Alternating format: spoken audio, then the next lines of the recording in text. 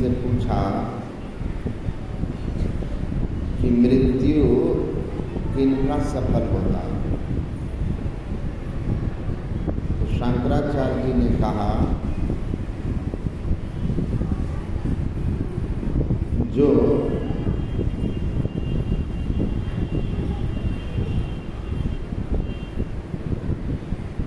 मृत्यु के माथे पर पैर रखकर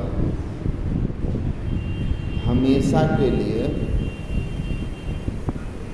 मृत्यु के मुंह से छूट जाता है। भागवत में लिखा है,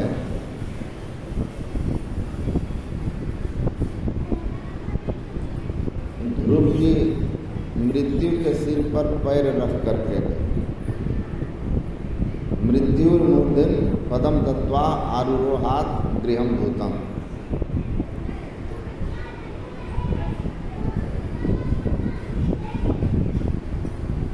मरिए तो मर जाइए, छूट पड़े जंजाल। मरिए तो ऐसा मरिए कि जन्म मरण के झंझट से ही छूट जाए। तो जीवन सार्थक हो गया, मनुष्य जीवन सार्थक हो गया।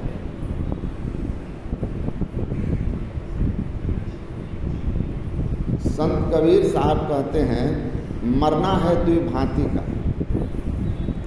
इस धराधाम पर जो भी शरीर धारण किए हैं, उनका शरीर त्याग होना निश्चित है। जातस्य ध्रुव मृत्यु, आए हैं सो जाएंगे। जो शरीर धारण किए हैं उनका शरीर छूटेगा, लेकिन जाने जाने में, देह त्यागने में फर्क होता है। कबीर साहब कहते हैं कि दो तरह से देह त्याग होता है, दो तरह से मरना होता है। एक साधारण मृत्यु, जो शरीर में 9 द्वार हैं, उन 9 में से किसी एक द्वार से निकलना। 2 आँख, 2 कान, 2 नाक, मुंह, मलमूत्र, इन 9 में से किसी भी मलिन द्वार से आप निकलेंगे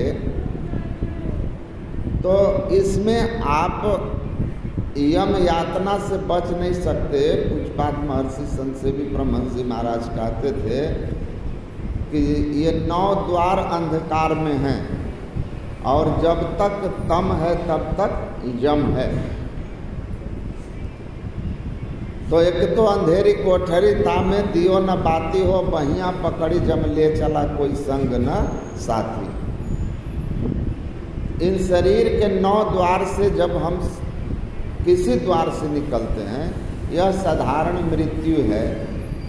इस मृत्यु में हम जम के हाथ में आते हैं। कर्मानुसार हमें स्वर्ग नरक का भोग भोगना पड़ता है।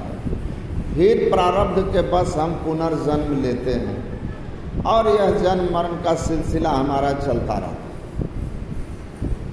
लेकिन कबीर साहब कहते हैं 2 तरह से मरना होता है। मरना है द्विभांति का, मरे जो जाने कोय, और राम द्वारे जो मरे बहुरी न मरना हो। राम द्वार से जो मरा वह पुनर्जन्म नहीं लेता। राम द्वार, हरिद्वार, 10वां द्वार,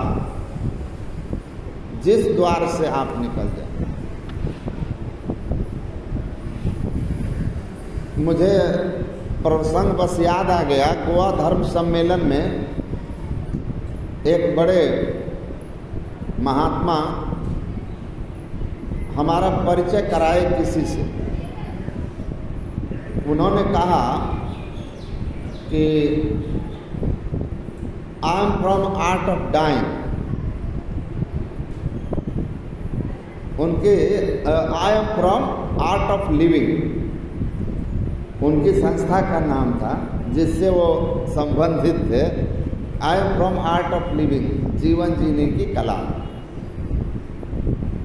उस संस्था से।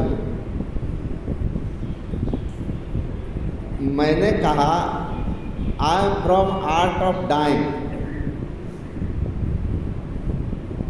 मैं मरने की कला, उस संस्था से। तो जो हमारा परिचय करा रहे थे वो इस बार भी हमको मिले थे राम मंदिर उद्घाटन प्रतिष्ठा प्राण प्रतिष्ठा समारोह में। तो वो बोले आर्ट ऑफ लिविंग तो ठीक है, जीने की कला, मरने की कला क्या सिखाना। तो मैंने कहा कि स्वामी जी, अध्यात्म मरने की ही कला है। मरने की जिनको कला आ गई वही मुक्त हो सकता है, और ये मरने की कला जीते जी आनी चाहिए।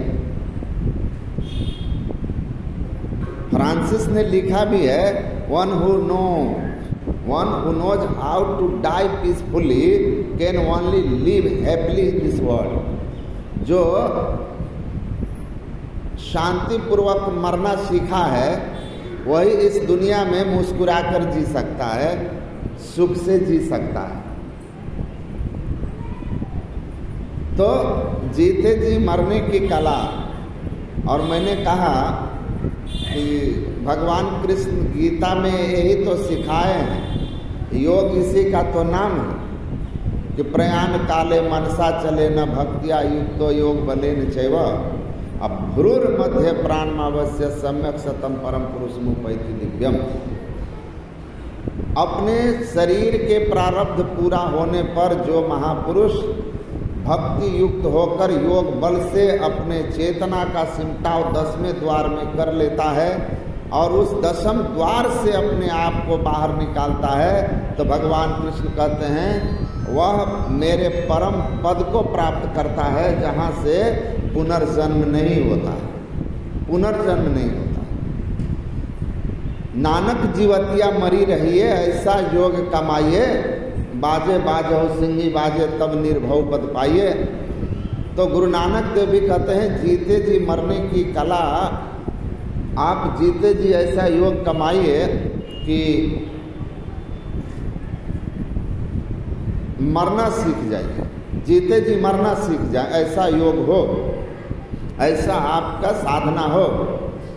तो ये जो संतमत की साधना है, यह जो अध्यात्म है, यह हमें वही सिखाता है कि किस तरह हम इस शरीर संसार में रहकर साधना करके शरीर संसार से ऊपर उठ जाएं, और शरीर संसार से ऊपर उठ करके और जीवन काल में ही इस अवस्था को प्राप्त कर लें कि देह रहे संसार में जीव राम के पास, दादू कछु व्यापे नहीं काल जाल जमत्रास।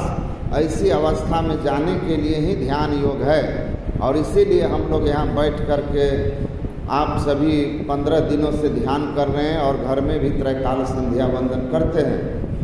तो परमाराध्य सद्गुरु महाराज अपने जीवन काल में इस अवस्था को प्राप्त कर लिए थे, और कई बार आप सुने होंगे कि हमेशा अपने वृत्ति को अंतर्मुखी कर लिया करते थे और भोजन चबाते चबाते अंतर्मुखी हो जाते थे और पूज्यपाद हुजूर हुजूर हुजूर करते रहते थे, फिर वह बहिर्मुखी, फिर वह शरीर भाव में आते थे।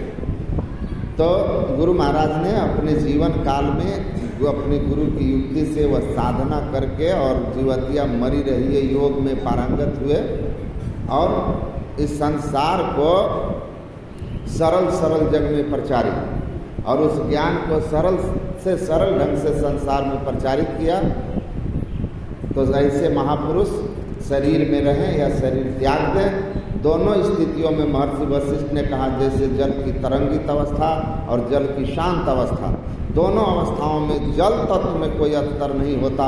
हे राम, उसी तरह कोई मुक्त महापुरुष संत शरीर में रहे या शरीर त्याग दे, उसकी महिमा में, उसकी शक्ति में, उसके सामर्थ्य में कोई अंतर नहीं होता। वह हर स्थिति में अपने शिष्य की, अपने भक्त की पुकार सुनता है और उनकी रक्षा करने में समर्थवान होता है। ऐसे सद्गुरु के श्री चरणों में मैं उनके महापरिनिर्वाण अवसर पर नमन करते हुए अपनी वाणी को विराम देता हूँ। बोलिए श्री सद्गुरु